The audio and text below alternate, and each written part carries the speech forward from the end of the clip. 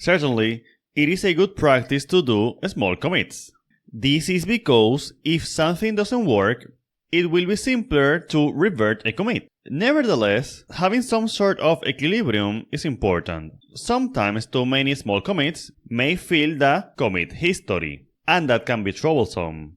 For example, maybe we are writing an algorithm, and we weren't 100% sure of what we were doing. Because of that, while we were developing said algorithm, we were making small commits, just in case we needed to revert something. Once finalized, our new algorithm has many commits which, by themselves, do not make much sense. So, combining them would be pretty great. This is where squashing comes in. Squashing is a technique which allows us to combine several commits in a single one. This allows us to have a more cleaner and simple to understand commit history. In order to use squashing, we use the git rebase -i command, where -i comes from interactive. As an example, alright, so I want to create a new branch. So git switch -c, I'll call it algorithm. Alright, so now we have this branch. I want to create a new file. So touch algorithm.txt. Alright, let me open that file. Let's come here.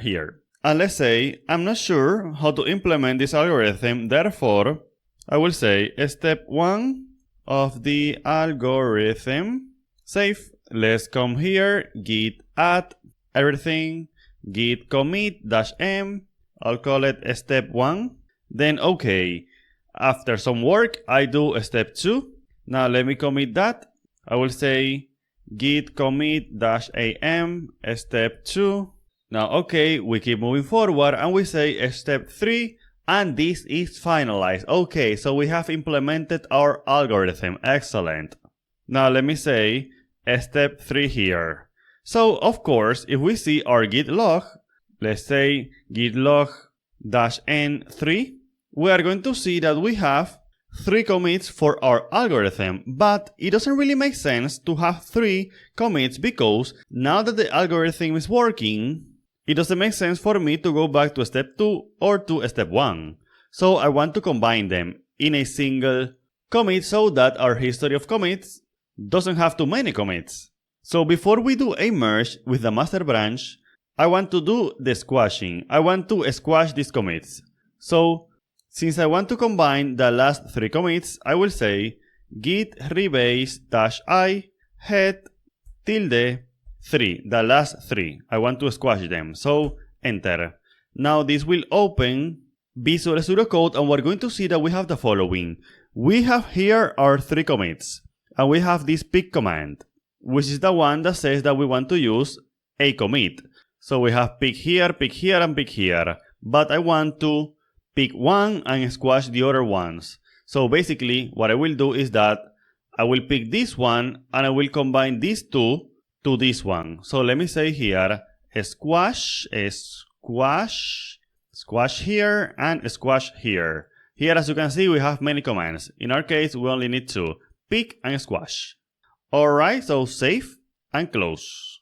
Now this will do the squashing, and then we're going to get back Visual Studio Code because now we need to write what is going to be the commit message.